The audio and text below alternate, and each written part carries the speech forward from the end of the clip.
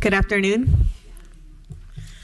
I want to welcome everyone to the hearing. This is a joint informational hearing of the Assembly Natural Resources Committee and the Senate Natural Resources and Water Committee on the topic of forest health. This topic is important, and I want to thank our Senator Hertzberg, our co-chair here, for making sure that we make this happen so early in the year. Forests play many important roles in California, including protecting and providing much of California's water supply. Native Americans prior to European settlement used low-intensity fires as a tool to thin vegetation, reduce competition, and promote resilient forests. However, after European settlement, low-severity fires were excluded from the landscape, creating unnaturally dense forests that lack resilience. My hope is that in this hearing will spur some innovative solutions to promote forest health and resiliency. These efforts are not only important to protect California's iconic forests, but also vital when meeting our climate, air quality, and water quality goals.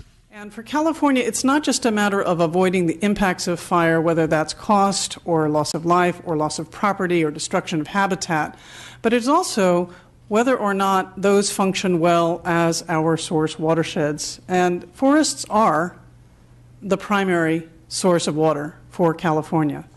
These conditions are going to continue. So what do we need to do? We can't just pay for cleaning up. We need to invest proactively so that we are not in the same situation in 10 years. It will take a concerted effort across our agencies. The things that I'd like to sort of walk away, or have you all walk away with from this talk are one, that forests have changed considerably from historical conditions, and we have a number of data sources that support that. Two, the driver of that change is pretty much the lack of fire. It's surprising that that's what's driving the current situation, but it is. There's so many studies that corroborate that. And the third thing is that there's something we can do about this. We have a few tools, if you will, as to how to address this forest problem. But the reality of it is it needs to happen soon, and it needs to happen at large scales. These are not things that we need to experiment really with anymore, given what we're seeing in the forests themselves. So the talk is largely focused on Sierran forests, that is in the Sierra Nevada, but it applies to really all forest types in the western U.S. that have this common history with fire, in that they experience fire every 5 to 15 years. And we have this, like I said, from a number of data sources that support that. So, like I said, it's Sierran specific, but it has broader application. So we're given the deficit between the current and the historical, we're always going to be in this sort of backlog state for, almost 3 million acres in the Sierras. So if we continue at the rate we're going, we're never going to get there. So how do we get there? One of the ways is thinning. Thinning obviously can work, but it's got its limitations. The good side of thinning is that it moves products. Right? There's things that we can do with those products. There's jobs and so forth. The bad side of it is we know we can't get everywhere with thinning. We know there's so many operational limitations in the Sierra, slopes, roads, all these things, mill capacity. We know we can't get there. So our next tool, prescribed burning. Right? Prescribed burning is a great tool, completely underutilized in the state, and you can understand why, right? There's risk associated with it, there's impacts associated with it, but the reality of it is it has to happen. It's the only thing, it's the only option on about, let's say, 50% of the, maybe even more, of the national forest land because of the limitations with respect to the mechanical treatments. By having these prescribed fires, and this is how we do it, there are some other tools available to the agencies. It's nothing I can afford, like helicopter ignition. But for us, a person on the ground dripping fire with a drip torch is how we manage it. And by the way, a lot of people want to know, well, how is this doesn't just become a forest fire? It's kind of like the same way a cook doesn't burn every meal. They know what temperature to cook at. They know how to do it for how long. And this is the same thing. You use fire physics and you predict what's going to happen. You look at all the science behind it, and then you light accordingly. And that allows you to control how hot and how fast this fire burns, and you keep it under control. And what our goal is to keep as close and match or mimic as close as possible in unnatural conditions what a natural burn would have been like, which is low intensity. This is what it looks like after you got it. Actually, there's just a holding line down below. So again, that's how you manage it. Interestingly enough, a larger burn is really less work than a smaller burn. It might seem counterintuitive, but it's only on the perimeter of your burn where you really have to be extra careful. I've been doing this for 44 years, and I haven't lost a prescribed burn. Now, I have to admit, the first 11 years I was just a grunt. And so, but for the last 33, I've actually been in charge of these burns, and I haven't lost them. It is very possible to do it. We all get afraid of burning and fires, kind of like airplane crashes. Thousands and millions of them take place all the time, but it's when a plane crashes that it hits the news. Same thing with prescribed fire. In California alone, there are thousands of prescribed fires now, and it's still not enough. But in California each year, and you don't hear about escaped prescribed burns all the time. Sounds like the state could probably help with some of these issues with the grant funding and things, and being able to work on that as well. So those are kind of some big general areas that I think we can be of benefit. Yep. There was, I can get you data, but there was a study done, is either at the University of Minnesota or Wisconsin, on the economic realities of $1 per $1 million of investment. It returned 32.1 jobs back to per $1 million of investment. So for forest jobs.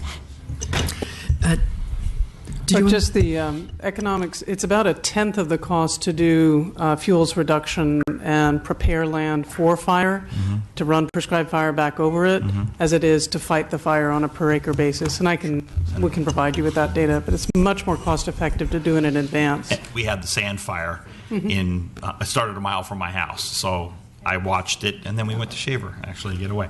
But we watched this calamity unfold, and now, if you've seen the video, we have rivers of mud running through our streets because of it, and it happens obviously in heavily forested areas. So the economic costs of that and fighting the fires and lives lost, I think is dramatic. Sounds like this is something that we should be taking a lot more serious look at. Thank you. Prescribed burning as a tool, certainly it's looked at that way, but it should be the default tool, and when you can't do that, then you have to do something else. And I think if we were to refund the prescribed fire program with the state-backed insurance, we could also deal with a number of these questions for smaller landowners. I'm part of a whole watershed group in Mendocino County. Everybody there would work together if the state provided what it used to do, which was insurance backing for that. We were asking those questions in terms of low-intensity fires / natural fires as a tool, and this insurance backing. First of all, state insurance backing, is that funded with some private entity, or is that just the state guarantee from which our general fund backs? That was a state guarantee-based program. So one of the things that we were mentioning earlier is that because private insurance would benefit were we to have reduced high-intensity fires, there may be some way to pull in the insurance and reinsurance industries to help support and finance the kind of work that needs to be done on the landscape. And what efforts, to your knowledge, have been made so far with the state of California to pull in insurance and or reinsurance for the fact that they actually reduce risk? To my knowledge, there hasn't been any. And who would be the department, and who would you go to in your judgment in order to initiate that discussion? Because it seems pretty smart. I would probably have a combination of the Resources Agency and the Treasurer's Office. And the Treasurer's Office? Yeah. Okay. Mr. Bloom. Thank you. Ms. Wayburn, you mentioned AB 2480 in passing, and at the risk of being a little bit self-serving, since that was my bill sponsored by your organization, I thought it would be of interest to the members to hear just a little bit about what that tool is and how it might be useful. I think the key issue there is because water and hydroelectric power industries are direct beneficiaries of healthy forests, because our forests are our primary source watersheds, that bill that you ran includes source watersheds as part of our water system infrastructure and enables the financing of the repair and maintenance of the source watersheds the same way that we finance the repair and maintenance of the rest of the infrastructure. And it really is the way that you can create the kind of upfront funding and the upfront project design to do the integrated work that you want to do in these forests. And because those beneficiaries benefit, they should have a role in paying for it, along with more coordinated, synergistic, and increased public funding. So what your bill did was create the opportunity to finance that work and pull in the private sector as well as the public sector. Whatever we do, we need to put extra teeth into this and make sure we have plenty more oversight hearings like this, so when we pass good legislation, we make sure that its intent and purpose is followed through on. Absolutely. I would point out that if we invested in the upper watersheds, we would have been able to slow the flow into Oroville and hold water in the source watersheds much longer, helping reduce the risk to Oroville. And if we do that proactively, we will minimize future Orovilles. We are living through, everyone saying the drought's over. And I get droughts come and go here in California, but if the drought's over, do we still have the same imminent threat to our forests right now? And can we go further into that? I think we should. So, yeah, there could be some alleviation on the level of an individual tree, right? It's going to be able to capitalize on some of the available water and build up its vigor. But to think that we're out of some forest problem is kind of really short-sighted, right? This is something that has been accumulating for 100 years, right? And this is not going to go away with one drought or with this wet year following the drought, right? It's the fire problem is still there. The fire problem may in fact be intensified by the mortality, and we're just that close to it to the next one, right? When the next drought comes. 2003 in San Diego, we had the Cedar Fire. 280,000 acres, cost the state roughly $23 million to put that fire out. In 2013, 10 years later, we had the Rim Fire at 150,000 acres to cost the state at $123 million. So in a 10-year span, we've had a $100 million price increase on these fires, and the fires are smaller. So the cost of these fires and their suppression is going up. So that's something we really need to keep track of. Thank you. I wanted to go back to the governor's proclamation that directed the ARB and CAL FIRE to work together with the federal government. Do you have an update of the progress that has been made on that issue with the prescribed burns? So some of our successes have been some shorter, smaller successes, but just yeah, that's so some small gains at the rate we're going.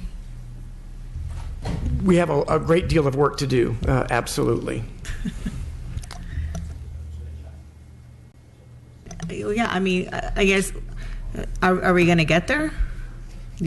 What do we need to do to help you get there and before all these trees? The chairman asked, 102 million trees. I mean, I've heard estimates of more. So are we just talking federal lands? What is the number top to bottom in our state, east to west? Do we know what that number is? We've had to increase our budget here in California for the unprescribed crisis management of fires.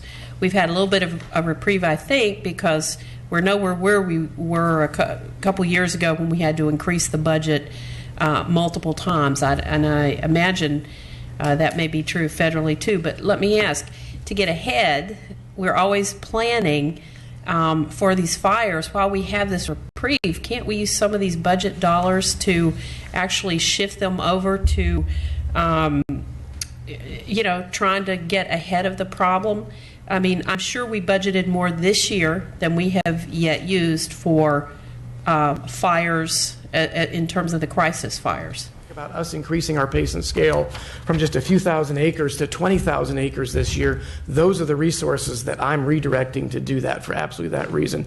When I talk about the public's understanding is we don't have the social license to do the level of burning and project work that we need to do. So in terms of the program you mentioned about trying to work with private lands and resources to do that, is one of the issues getting approval and permission, and it would be easier if they worked with, if the private and public work together to get whatever approvals that are necessary, because we are working with the Board of Forestry to have a vegetation program environmental impact report, a programmatic document, which will be very helpful to talk about and address the things that Gene Wade brought up, because right now we have to have individual projects approved, which can be expensive. We are working on a programmatic document that will roll up very consistent similar projects into a programmatic document and require a more streamlined process for Seemed review. to me that would be cost effective in the long run. Yes. So without fire in the tool bag in a significant way, we're basically going to write off a whole bunch of this landscape. And that's why everybody has come together so much as we have, is that using strategic mechanical treatments around communities on ridge tops, places like that, gives us anchor points. The granite itself is an anchor point. Past fire scars are an anchor point. There's a whole bunch of really strategic, thoughtful ways that fire managers use the current landscape we have to get more fire back on it. But we will never, as Brandon said quite clear, get where we need to be without ramped up fire use. There is just no way, not in California. What we need to support is private initiative burning, in addition to CAL FIRE's VMP program. The VMP program will be limited to 60,000 acres a year under the EIR that will be issued. So if you look at the scale, that 500,000 acres that needs to be done in the state, there needs to be private initiative burning, and we will need support from the legislature to address the liability issues relative to doing that. So there is capacity, there is the ability to do the burning, but we are going to need help. Good afternoon, Paul Mason with Pacific Forest Trust, and I'll be brief given the time, but I just wanted to put a finer point on one of the things that Speaker Atkins just brought up in terms of directing additional funding to some of these activities. We have a real window of opportunity right now, especially in the areas with a lot of tree mortality, where the trees are still standing, they've dropped a lot of their needles. There is a window of a couple of years where we could get in there and do a lot of large-scale burning that counterintuitively maybe would really reduce the risk over time. Right. And our ability to be able to get up to speed and get that accomplished at scale is going to be directly related to how much funding there is to do that. So as we're going through the budget process this year, I think it's important to stretch, recognizing that we have some biological imperatives here and a limited window. It's not something we can ramp up over 5 years. If we have money this next budget cycle, we can actually get after this challenge. Thanks. Reminds me of the situation we're facing with the dams, right? Here we are where everybody wants to ask all the questions about the maintenance and the like, as we know, we're just there for the dams, and yet you spend the money up front. This is that classic question. You're in the federal government. Here you are spending all this money on fighting fires versus the prevention piece. And what we've learned in this, among the testimony here, is that if you do the work up front, you don't have the work on the back end. It's a chicken and the egg, the traditional kind of government problem of how we manage our resources. And there's got to be a better way to do this. And so Senator Allen will figure it out. He'll have a report done next week, and he'll have all the answers because he's one smart fellow. Anything further from any of the members? Anyone else? Thank you very much. Committee stands adjourned.